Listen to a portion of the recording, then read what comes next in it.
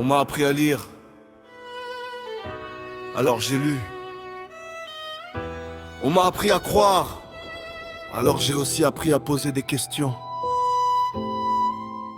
Je ne viens pas attaquer la foi, je viens demander qu'on m'explique. L'histoire de Jésus se déroule entre les années 0 et 33. Les premiers appareils photo arrivent bien plus tard.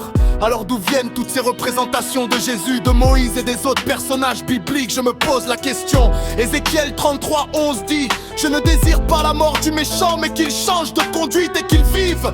Puis Paul enseigne que le péché conduit à la mort. Alors comment comprendre tout cela? Expliquez-moi. Genèse 2:24 dit: l'homme quittera son père et sa mère pour s'attacher à sa femme. Jésus, lui, ne s'est jamais marié. Est-ce que ce verset est un principe général ou y a-t-il une autre explication? Expliquez-moi. Matthieu situe la naissance de Vegis sous Hérode. Luc relie cette période au recensement de Quirinius. Puis notre calendrier fixe une autre date. Comment les historiens et les théologiens réconcilient-ils ces éléments? Expliquez-moi.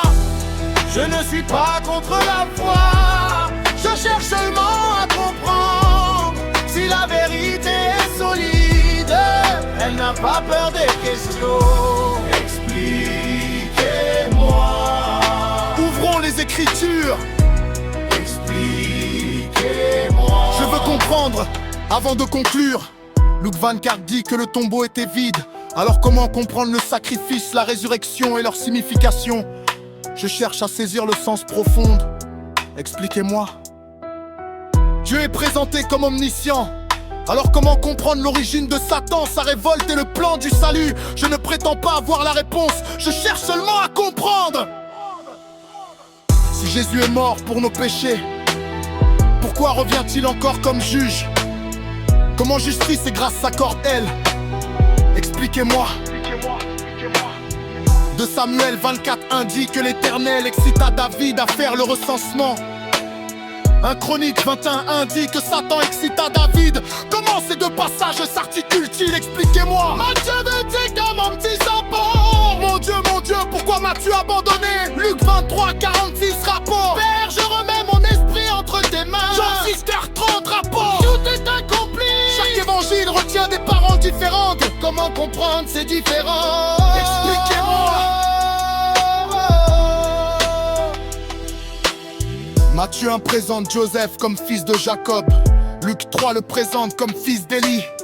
Pourquoi ces deux généalogies sont-elles différentes? Expliquez-moi. Jean de place la purification du temple des bénéficiaires de Jésus.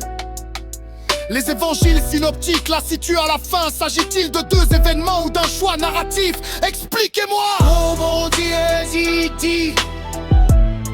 Personne n'a jamais vu Dieu. Exode 33, on dit que elle parlait parler avec Moïse face à face. Puis Exode 33 dit: l'homme ne peut me voir et vivre. je lis, je compare, je réfléchis. Expliquez-moi.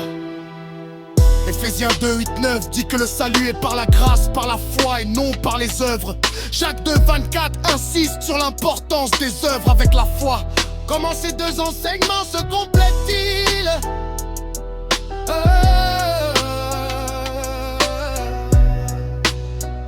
Expliquez-moi. Nabino de bokaniza lokola ngai. Nabino kaka bofungola Bible. Botanga ba verset bokompare yango. Pe boluka ba réponse. Po bondimi oyo ebangi ba mituna te. Ezali bondimi oyo ekoki kosolola. J'étais en train de dire que je ne vous demande pas de penser comme moi. Je vous demande seulement d'ouvrir la Bible, de lire les versets, de comparer les textes et de chercher les réponses. car une foi qui ne craint pas les questions est une foi qui peut dialoguer. C'est le Paolier.